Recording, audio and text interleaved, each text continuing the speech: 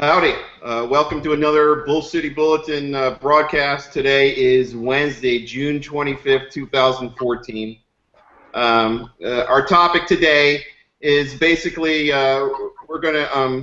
we've got our guest here, Dawud, who was directly involved with a fraudulent CPS inquiry, kidnapping, whatever you want to call it, and he had a direct experience with it.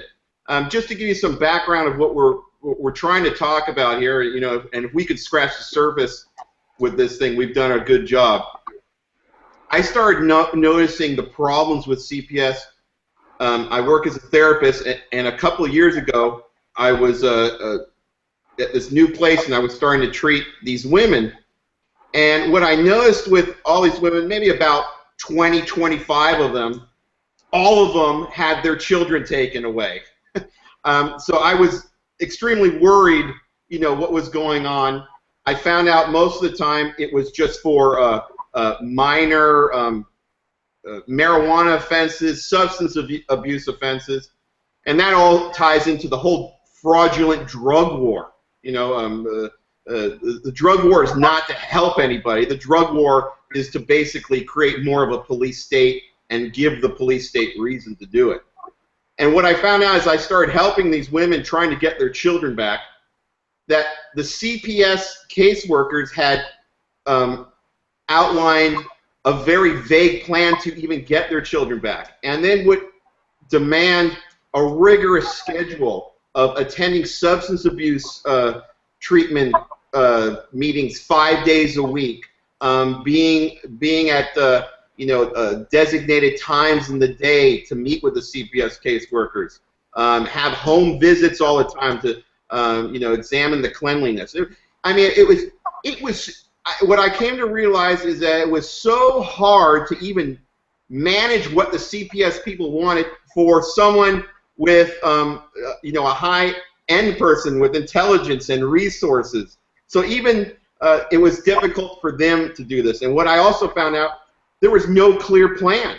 What I was realizing is that all these women were doing all these tasks that were taking up hours of the day, lots of money because they had to travel, and there was no clear plan of when they're getting their children back. And I started realizing one of the solutions that I was giving to these women and families is you got to start emailing the CPS workers, because when you email, you're documenting and you're also being clear in your communications. Because what I noticed on a lot of times when they would get on the phone with the CPS workers, and most of the CPS workers limited clinical background, limited psychological background. When they were talking on the phone with these CPS workers would take the worst case scenario.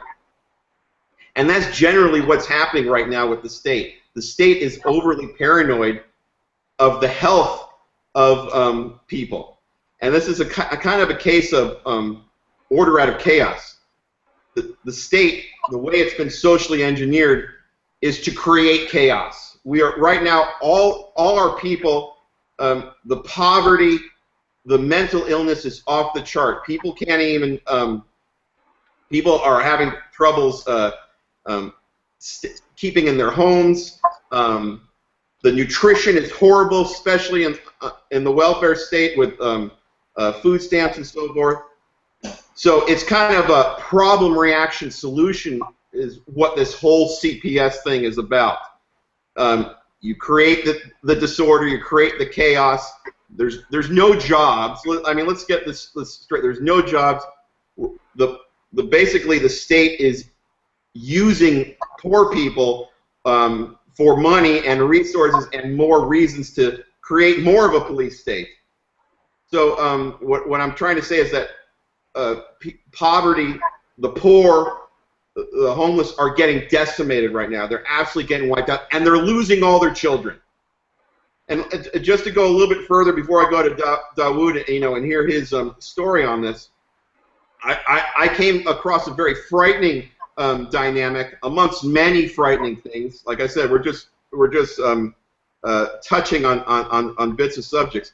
what I realized is that if you're dealing with someone who's involved in substance abuse and you have a child, the CPS people actually come to the mother or the father, and I was dealing mostly with just single mothers, and they would say, if you sign off on your parental rights, we will make sure the child goes to a more affluent family.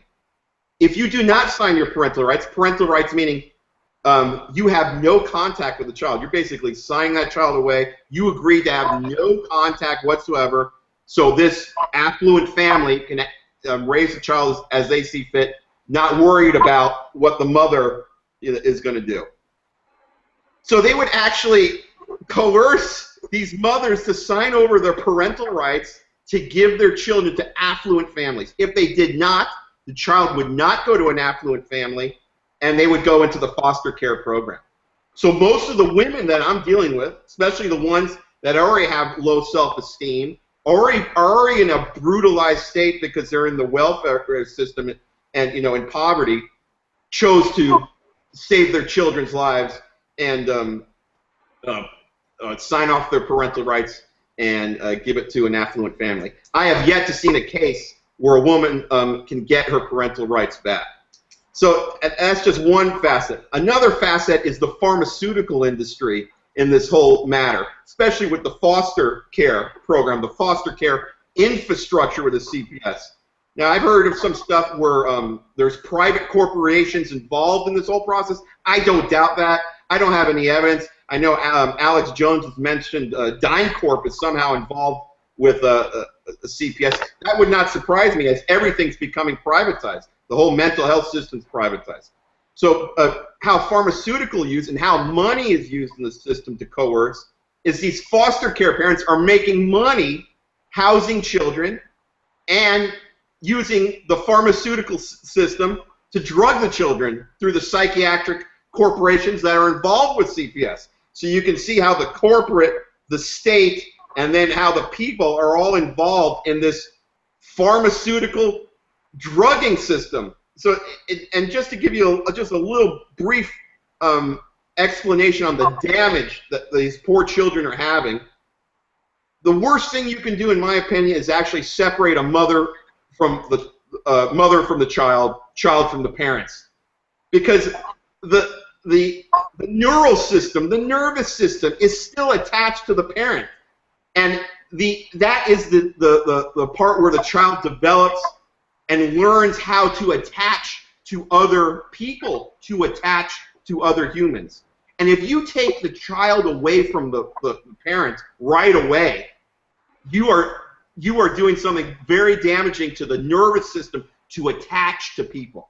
This is no coincidence that now we have an epidemic of sociopaths in our system who don't feel empathy, who don't feel what it is to be human.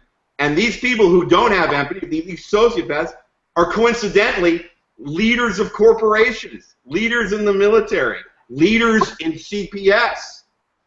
You can also find, I think it was last year, if you look it up, the CPS, the lead CPS administrator was busted for pedophilia. So this is, we've also got rampant pedophilia in this area, rampant disregard for the children and the foster care program. But yet, no mainstream media talks about anything I've just talked about in the 10 minutes. They just talk about, oh, the philanthropy of the state trying to save the children, right? Okay, so I'm just trying to give us some context of what's happening in the situation. So I'm introducing Dawud here, and he's Dawud. Just go ahead and tell your story. How it started, what happened, and please proceed. No problem. All right, I wanted to start with saying I don't believe the state actually even cares about the health. I mean, this state is lowest in infant mortality. I mean, not low, it's 40th in infant mortality rate. That means that's incredible. That's so incredible. Every 1,000 children that are born, there's 7 that are dying. That's incredible. And if you're African American, that's double. Yeah. it's about 14% almost. Like that's crazy. So that was our choice in not choosing to deliver the child in the hospital. They cut the umbilical cord early, which separates it from the placenta. It doesn't allow the lungs to expand and doesn't allow the iron to come from the placenta to the baby. We just, we don't agree with it, so we decided to have our child at home. But what brought CPS to our door was a family member. A family member didn't understand the decisions we made, so they chose to make an anonymous tip. Well, they said anonymous, but this actual family member said it on Facebook the day prior to calling CPS. So before I had any contact with them, I didn't know anything about them. I didn't know what they did. I didn't know that they, you know. So I started looking into it, and when I looked into it, I mean, I got sick. Like I was scared to death because it's like all they're trying to do is kidnap your child. They get bonuses for it. They get funded for it, and it's like it's ridiculous. So when it came to my door, I didn't. I mean, I just know my rights as a human. So when it came to the door, that's all I was going off. I didn't know much about them. I just knew that I'm not allowing you to come inside and examine. I don't even know who you are to begin with. And you show up to my door with police saying that you need to see my child. You're not giving me a reason. You're not explaining the nature. There's nothing. It's just you need to see my child.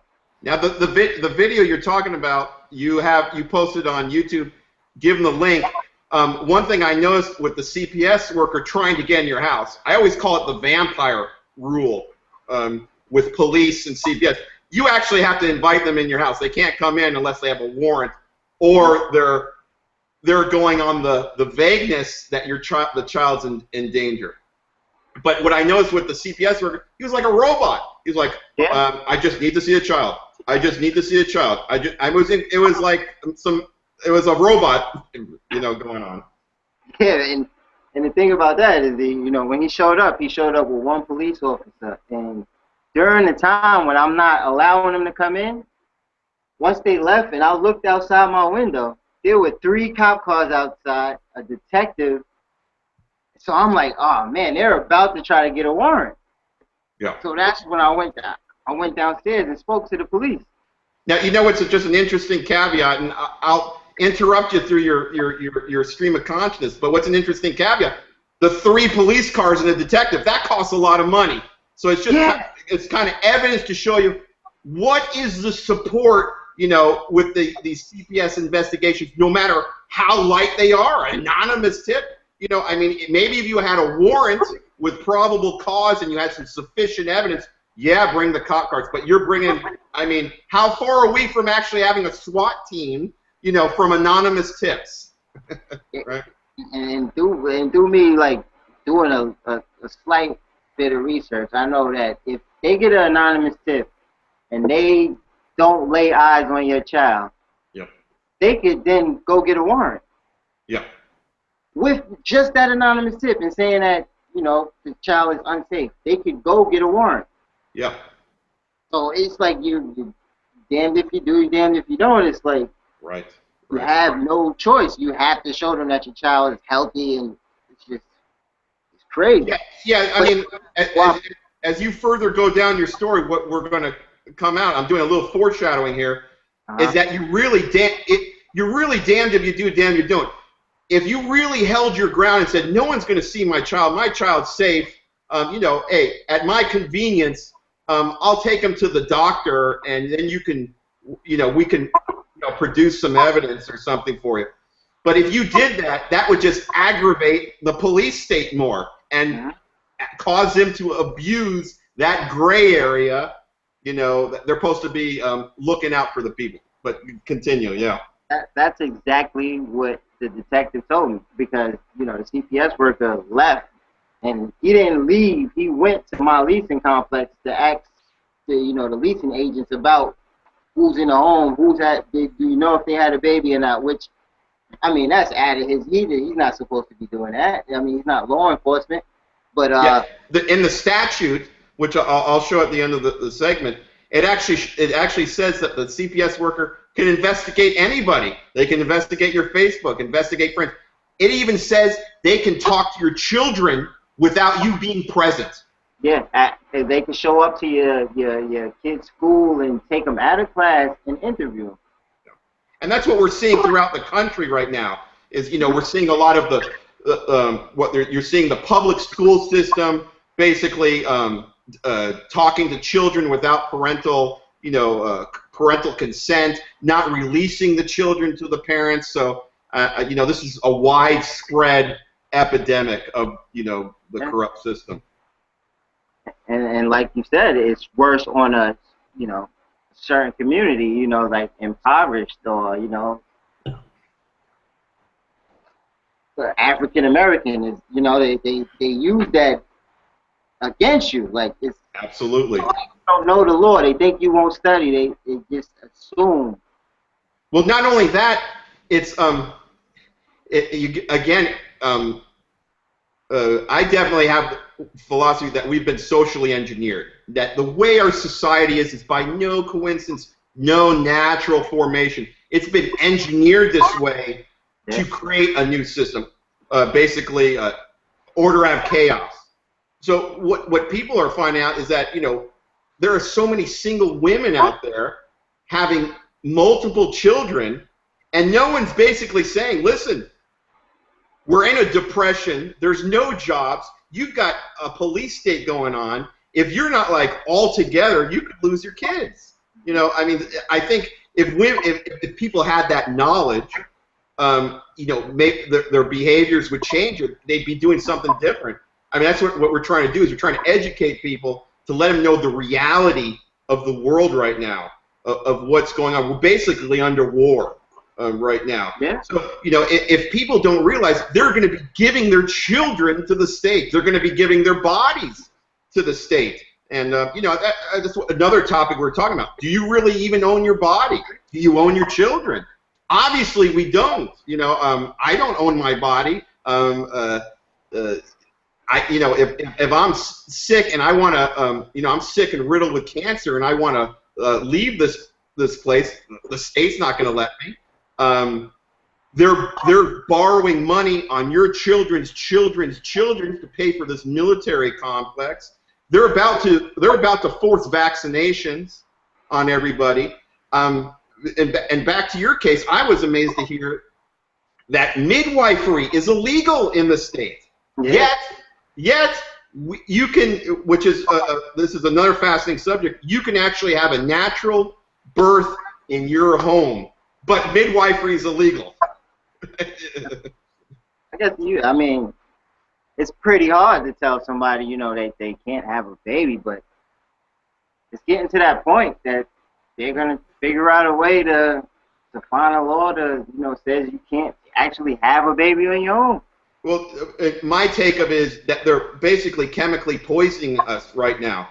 Yeah. And not only am I finding, all the CPS cases of abducting children, all these women's fallopian tubes are having cancer. There's all these fibroid tissues. I mean, it's just natural. You go to your gynecologist as a woman, you're going to lose your uterus. That's what we're just planning. You're going to lose your uterus in 20, 30 years. We've got that one actress saying, lop off your boobs, you're going to get breast cancer anyway. So what's going to happen is where this social engineers are going is basically it's going to be biologically impossible to have children without some type of chemical support from the system to have children. If you have a child in the hospital, I mean, the first thing they do when it comes out is they inject them with vitamin K. And if you look up the ingredients of vitamin K, you're like, why would you inject that into an infant? And they give it 20,000 times the dose that their body can take. Yeah. So it's crazy. It's who would want to have a baby in the hospital. Right. Yeah. Who would want to have? So there's lots of people now. I know Corey was. He's interested, very much interested in this subject. Unfortunately, Corey is here with us, but he's got some technical difficulties. So he's manning the switchboard, and I gotta remind myself to check my chat to see if he has any questions. But he was interested. How'd you come to the? Tell us how you came to the conclusion that you wanted to have the childbirth at home, and how did you do it? Well, how I came to the conclusion is when she was impregnated, when she got pregnant, and we found out, we started researching, and that's when we found out the mortality rate in North Carolina. That's when we found out that African American children are like double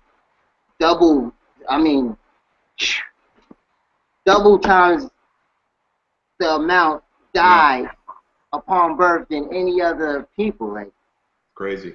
It was disturbing. And then you start the shots they give them, and the silver nitrate for the eyes. It's how it could lead to blindness. How they cut the umbilical cord too early, and that could cause anemia and or brain damage for lack of oxygen, because that, the placenta has to do with the lungs expanding when the baby's born.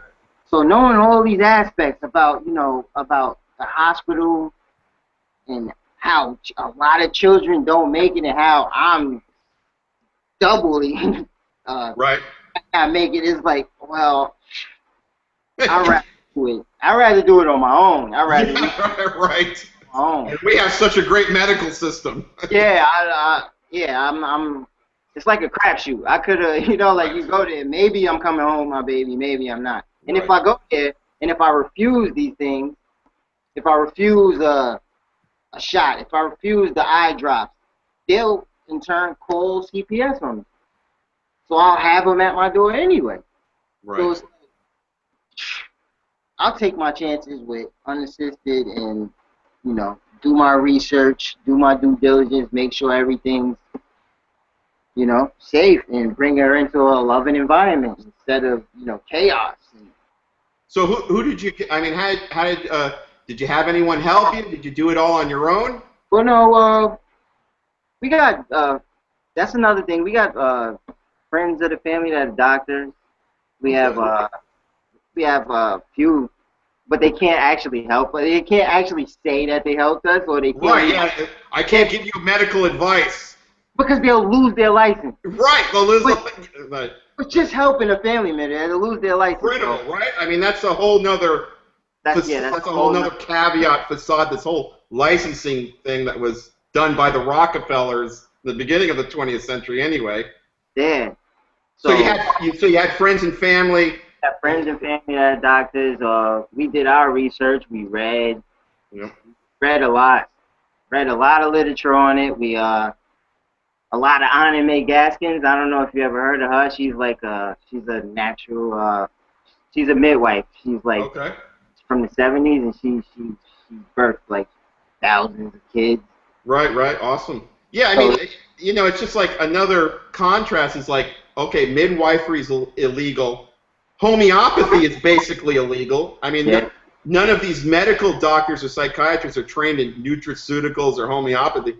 It's like, what's going on, man? I mean, come on. I mean, you could smell what's going on. It's just, like they're just trying to get rid of any type of independent, free-thinking, human being, who just wants to do it a natural way. They're trying to eradicate and force everything onto the state. Even if you do it naturally, you end up going to a pediatrician and you refuse a shot, you refuse a vaccination. God forbid, they're calling people on you, and you'll have people at your door. So we wanted to cut all of that out and not deal with the madness. Like, who wants to deal with that when they're trying to? When you created a new life, you want to bring them into a loving environment, and I don't want to deal with that chaos, because I'm gonna protect my child, because I know these things. I've read up on them. I've studied. I spent late nights looking into things, so I know.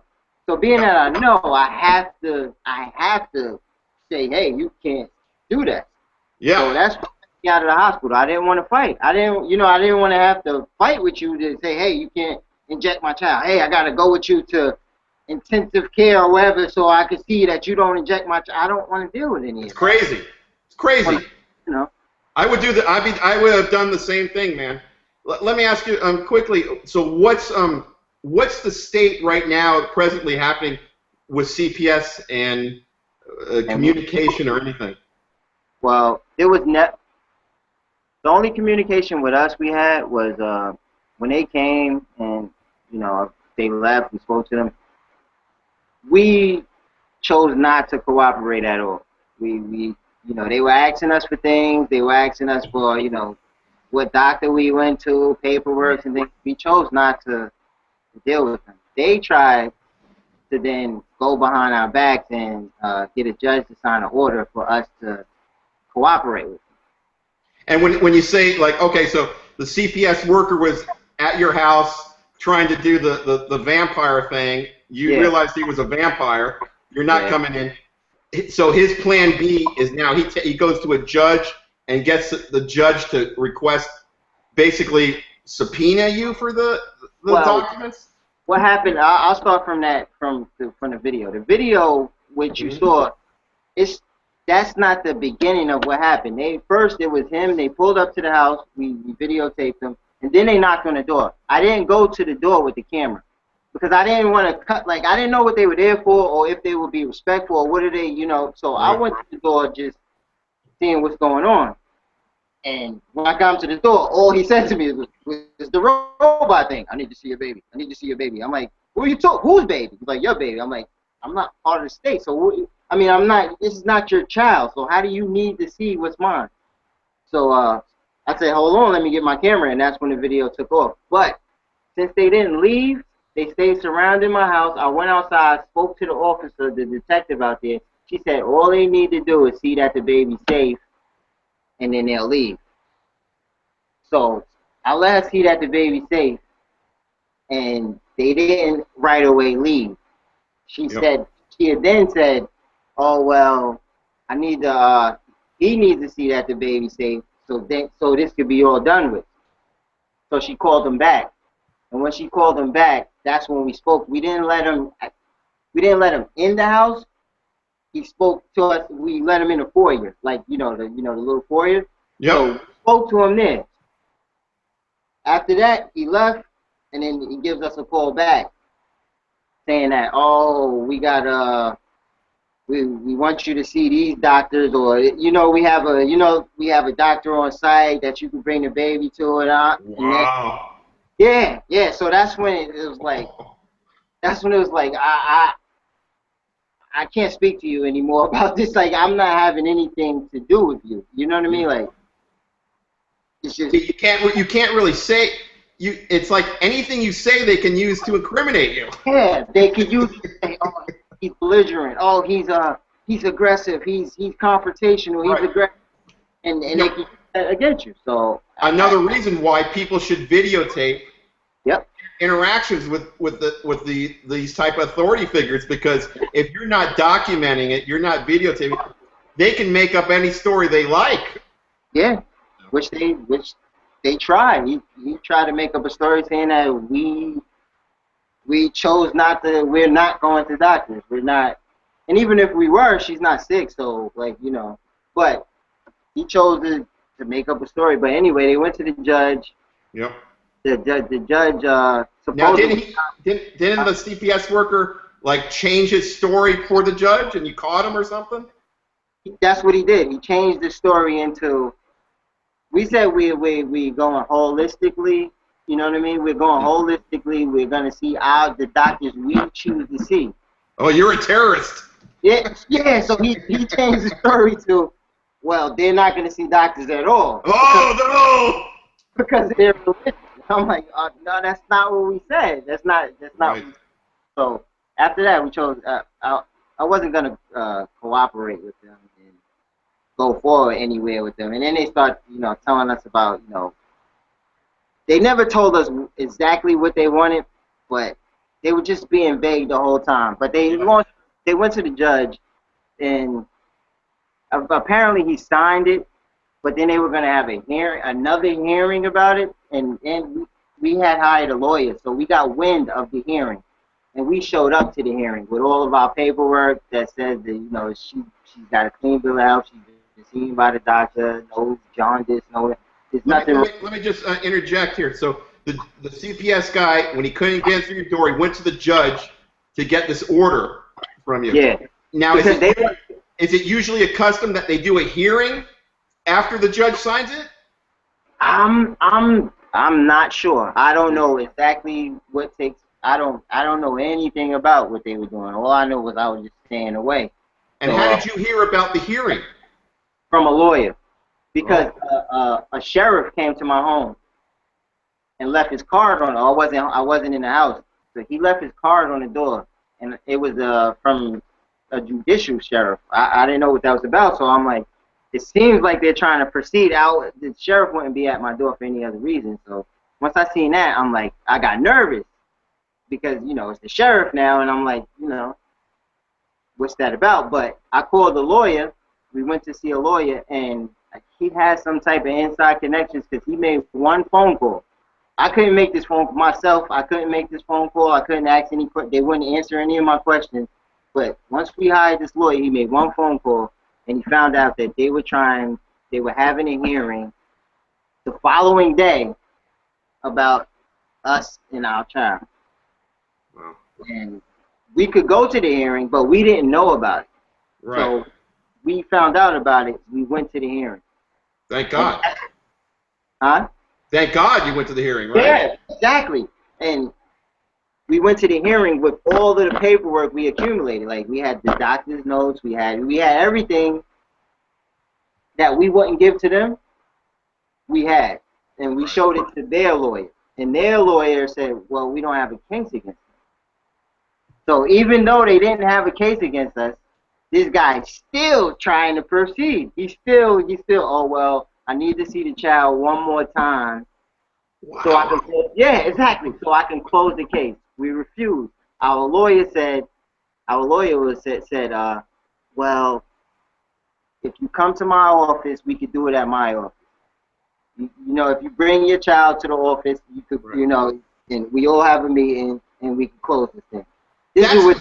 That's just a break, just to interject here. That sounds incredible. That even after the whole hearing and the prosecuting lawyer says he doesn't have a case, that CPS caseworker still pursued to see your child. Yeah, that guy in the video. That's pretty. I mean, children. Wow. He just wouldn't stop. I don't know what it was about. I guess it was the way I confronted him. I don't know, but he just would not give it a rest. Well, you want to give this guy's name out? I don't want to give it out, but it's in the video. It's in the video. Okay, but that's okay. I don't want to. You know, I don't. You know, that's fine. So just to keep going with the story. So basically, this CPS worker didn't even want to listen to the hearing. Still pursued to see your child. And so you guys basically, the middle ground was, we'll go to a like a public place, the lawyer's place. Yeah. They'll bring their child. You come and see them. Is that where we're at? Yeah. Yep. Well, and what happened? Our reasoning for going to that, we wanted it over. You know. Absolutely. Jesus. We scared to death. We're not sleeping in the house. You know, we weren't sleeping in the house for a month and a half. Like the whole time it was going on, we weren't sleeping in our own home. We felt like. Oh man! So we went to this meeting where they're supposed to close this thing out. Where they're supposed to, oh, we seen the baby, it's over. So you see it, and then at this meeting he asks us for collateral, which is somebody called, like people that's not in our family, or that I think they could be in your family too, but just people that call and vouch for us being good parents. This is what he asked after the judge says he doesn't have. So you know, my wife and her mom, they flipped. They were like, no, we're not doing. You know, and eventually, what happened was we got his supervisor on the phone. Our lawyer did, and our lawyer spoke to her. He was like, yo, I don't see what's going on here. Your lawyer says you have no case. You know, they're obviously good people. They know what they're talking about. So let's just are we going to be able to close this thing? So his supervisor was like, well, I don't see any reason why not. You know, come Thursday when they have a weekly meeting. Come Thursday, we should be closing this out. And that's the last thing we heard of him. But wow. That guy, he didn't want to stop. I guess he needed the bonus. I don't know. I don't know what was going on. I mean, you're kind of welcome to reality, right? I mean, Yeah. luckily you have the resources and the intelligence to find out about the hearing. Yep. Because if you weren't at the hearing, they could have gotten a warrant and gone to your house, and with no heads up, nothing, right? And he could have just made up anything at that. Yeah. Oh, they're not cooperative. They're this, they're that, they're this. And if we didn't go get a lawyer, or if we didn't have the money to get a lawyer, it's where we would have been, screwed like the rest of the people that they do these type of things to. Yeah. See, they're railroading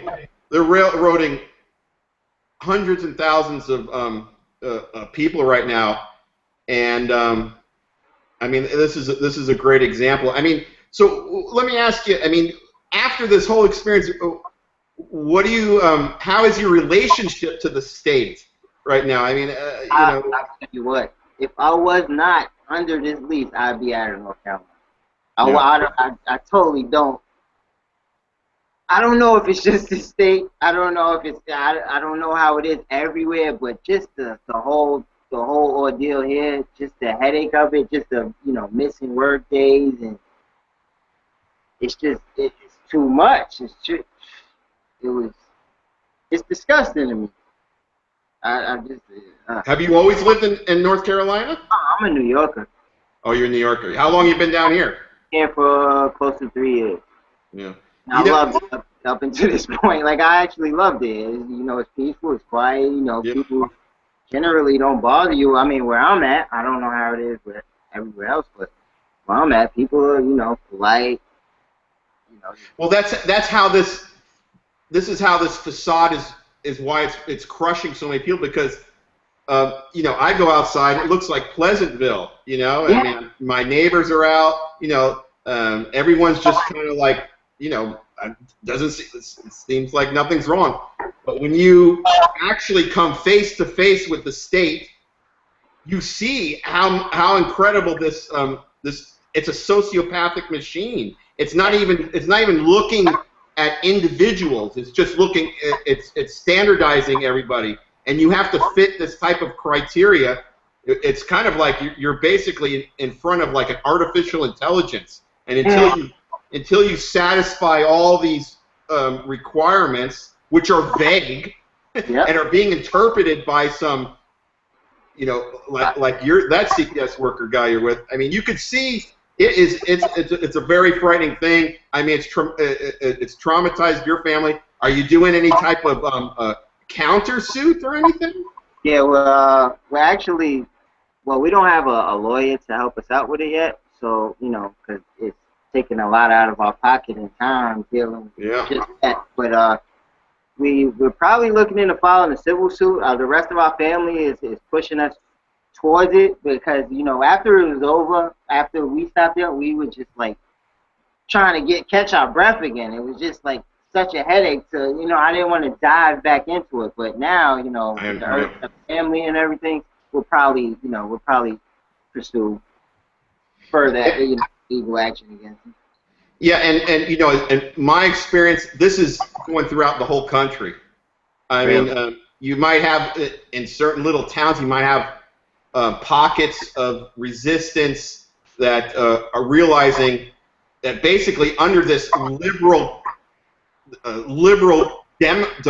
Democrats is forming this incredibly fascist state. It's just, I mean, it's so insane.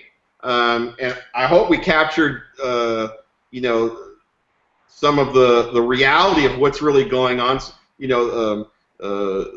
How hostile it is, how complicated it is, and how threatening it is to just people who want to live holistically, use homeopathy. It's just incredible stuff. That's like almost impossible. They don't even see that as like viable. That's not even a option. It's not like real to these people. It's like if you're not doing what they deem, you know, responsible, you're not doing right. Yeah. Now, just with the CPS, where else are you, in your experience, are you seeing this type of fashion? I mean, of course, the police state. Where else, are you seeing it, like in the TSA or anything else like that? I don't know much about that. You know, I don't know much about TSA and those type of things. But you see it a lot in New York with their, you know, they stop and frisk and their profiling and all of that. And it seems like we're kind of turning into a police state, or you know, just a state where you have to do as, you know, the masses do. You have to be a robot, and if you're not, it's not like the government is actually there. These are their agents. These are the people that they train to be robot monkeys that, oh, you're not doing right. You're not doing right. We're gonna inform on you. You have to do this. You have to do that. It's like they're not real people anymore. It's like They Live. You ever saw the movie They Live? It's like They Live. Absolutely. Right. If you have the glasses on and you see him, we see him. He sees us. It's like it's crazy. Yeah, it is some crazy stuff. I mean, what I think we're dealing with is the state is not supporting independent free thinkers. They want a collective, and that collective is interfacing with this. This medical, human rights, military society. It's some artificial, intelligent, divergent world in, you know, entertainment and the mainstream media. I mean, it's literally a matrix. It literally is a false reality that people are being programmed with. And, you know, as I was saying in the beginning of the show, I think it has a lot to do with breaking up the family system. Yeah. Because as your example, if you can break the child away from the family system, they're not going to be able to have any type of attachment, deep relationships. So we're creating we're creating sociopaths, and it's very hard to keep the family together right now. And the weird thing is that, I mean, it's not weird, but if I wasn't home, if God forbid, you know, they came here with just my wife here, she would not have stood her ground in the way I stood my ground. Yeah. So imagine the amounts of people that don't even know their own rights. You know, you get these people coming to your door. I need to see your baby. It's like, oh, okay. You know, welcoming them in, and like, you know, you're not doing anything wrong, so you're not thinking anything can happen. But they'll walk in and see a piece of paper on the floor. Oh, this is unsafe here. You know, it's messy. That's right. It's open to discretion of people like him, like just a zombie, just somebody who doesn't know anything. It's ridiculous. You think they would have more training or more, you know, like more compassion, compassion. Like they don't have any empathy or compassion. They can't think for themselves. No, that's the problem. Is especially in mental health, the mental health system is not letting anyone think for themselves. They don't empower people to be creative and to assess situations on their own. They're basically mindless. They're basically following laws and regulations and criteria. And if you basically say, what is the law, and they don't know it, what happens now is their ego is getting triggered. And so they start getting on some control trip, right? I asked this guy, I said, well, tell me the law. I was like, do you know the law? He's like, no, I'm sure you're going to tell me. Why do I have to tell you when you're at my door? It makes absolutely no sense. How did this guy, not knowing the law, get all these cops and detective and a whole, you know, I mean, how did he do that? He's backed by it. It has to be, you know, this is somebody's earning money from this. That's all I could gather from it. I don't know. I'm not involved, but somebody's getting paid. If you sacrifice all these man hours, all this that's money outside. That's tons of money coming out of my pocket, coming out of your pocket, coming out of all the taxpayers' pockets. It's people paying for them to be there and for nothing. So it's crazy, but. Let me ask you. So now that you see how the state is working, how are you going to educate your child? You mean like as far as? You're going to send it to the public school system? I can't do that. I mean, that was never. Well, that was honestly never. I was never going to do that anyway because I'd rather homeschool. They do studies on this. Homeschool kids actually go to college earlier. They actually, they're better off than public school educated kids, and that's the way we were going to proceed anyway. So it's not like they didn't nudge me in that direction, but they sure enough like stamped it. Like they made me say, hey, you can't deal with us. There's no way, because if you're not going to do as we say, which I'm not going to do everything you ask, because especially if it's detrimental to that, to my own, I'm not going to do it. So I got to do what's best for me and for mine. So that was never actually an option, but they kind of stamped it, like, and she was 5 days old. So like I'm glad I'm not glad it happened, but it's eye opening, and it forced me to look. Like it forced me to really see how they try to intervene if you're not doing as the masses do. Yeah. Let me ask you. So the person who made the case, who made the anonymous tip to CPS, what has come of that? The person who made it was it wasn't one of my family members. It was one of our family members. It was it is actually another female. Nothing's really come of it. They're pretty mad at us right now. They're mad at you. There's no shame or guilt that they almost destroyed your family. I don't think so. Not with those kind of people. Right. We sort of spoke out. We used the way they spoke about us. We in turn spoke about them. Like, and if I was in turn to do that to them, which is kids involved with them and if I called and made an anonymous tip about them, they'll actually get their kids taken because they are actually doing wrong things. Like they're actually dirty people. Like they actually do foul things. Wow. We don't. So I'm not going to use that as a weapon. I'm not going to use the state as a weapon against some of my own people. That makes no sense. Even after you did that, I'm not going to do that. And that's what's happening is people are using the state to like exact revenge. Like they use them as a weapon. Right. So it just becomes a cycle. Yeah. And if we would have did that, I wouldn't have been able to live with myself, knowing that I'm responsible for getting somebody's child removed. Yeah, it's crazy and stuff. Placed in homes and possibly molested, possibly drugged. Yeah, I couldn't live with myself. It's an absolute horror story. It's a horror story for our children right now. I mean, from what I see and experience, I mean, ADHD is off the charts, bipolar is off the charts. What happens right now is basically there's a couple of stages a child goes through if they keep getting CPS called on them. They remove the child.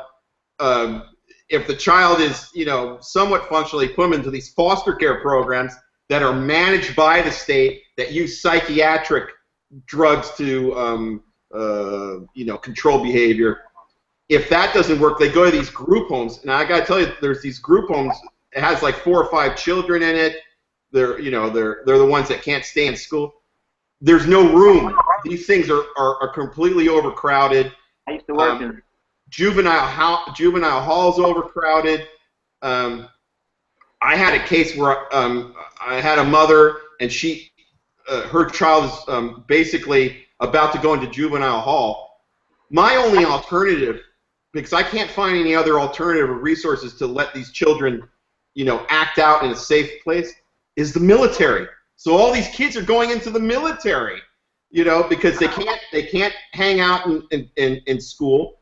They're either going to the military or they're getting into drugs and gangs and living this way. So this is what society is just producing, this chaos, requiring this police state, this military state to hold order together. Crazy. Yeah, well, we're almost out of time. Dawud, I want to thank you a lot for your courage coming here.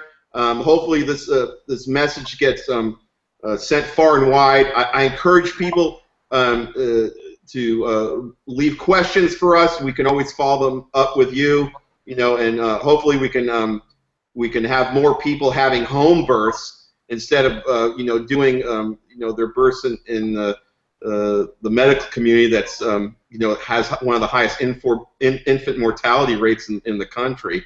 Yeah. And I think what it is, it's a way of showing how people can be free and independent and sovereign thinkers. We don't need the state to take care of our child. We don't need the state to vaccinate them. We don't need them to cut the placenta right away. We can take care of our children. Man has been having home childbirth for thousands and thousands of years. It's time people need to stand up to this authority, this unchecked authority. I mean, this robotic authority that's coming to our door. You need to know the law. You need to know the rules. I'm going to at the post, one of the links is I'll put all the law and statutes and how CPS operates and show you what you're up against, because I can tell you, I don't care if you're the best parent in the world, the way they describe it, anybody's child can be questioned by CPS. And again, CPS can question your children without parental consent, without the parent being there. So yeah, our society is in dire straits. Anything that you wanted to add? Anything you want to say before we close out? Just people need to research and study and know what they're getting into. And if you're gonna have a natural home birth, or stay private. Don't tell a lot of people, and don't broadcast, because these people will use it against you. Yeah, your own family members, your own friends. You got to find out who's in the matrix and who's not in the matrix. Yeah, and you're better off just assuming everybody is. Yeah, I agree. Dawud, again, I want to thank you for coming on. Again, please forward any questions about natural birth, CPS, or any other topics that you want the Bull City Bulletin to cover. For Corey and Eric and Dawud, signing off. Thanks for watching. Thank you.